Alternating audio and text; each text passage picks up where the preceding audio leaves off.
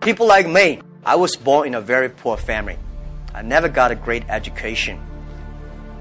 I failed all the examinations. For what reason? I don't know. But later, I realized I don't have money, I don't have technology, I don't have a lot of good backgrounds. We have a rich uncle or something, no. The only thing I competed with my people, the young people, is let's compete for 10 years later. This is what I believe 10 years later will be happening. So everything I do for that goal, I know 10 years later, this thing is going to happen. So prepare for that. No idea works unless you're willing to roll up your sleeves, do the practice, invest the time, put in the effort, do the work. I think we've all observed a lot of people who they love reading the books, they love showing up at the courses, they do all the online training, and nothing ever changes. Well, it's because ideas don't work if you don't execute on them.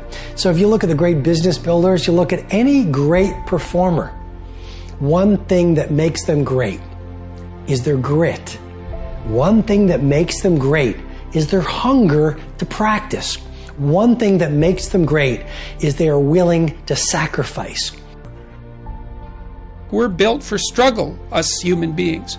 You're not after the bubbles of bliss that Dostoevsky described in Notes from Underground. We're built to contend with the world. We're built to contend with reality. You want a challenge. And the best way that you can take on a challenge, because a challenge fortifies you. So you don't want to be secure, you want to be strong. And you get strong by taking on optimal challenges.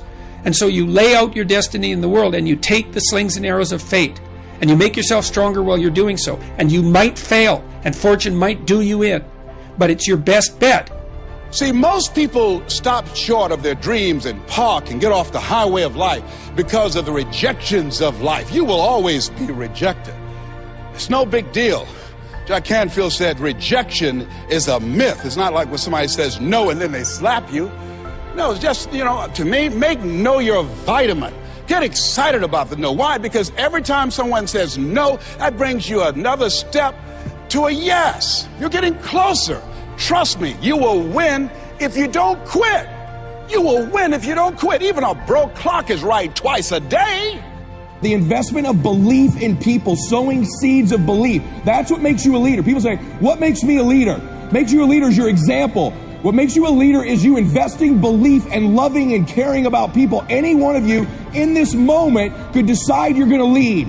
Because leadership is instilling something in someone that they don't see in themselves. Loving on them, believing them, seeing their giftedness. All of you, I don't care if you're loud or quiet, big here or small here, you could be a leader. The bottom line is you need to decide you want to lead. You've got to be willing to suffer for your vision.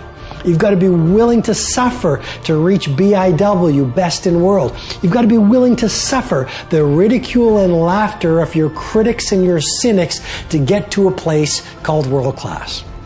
My message, it's a challenge, but it's an opportunity. And it's the opportunity for people like us.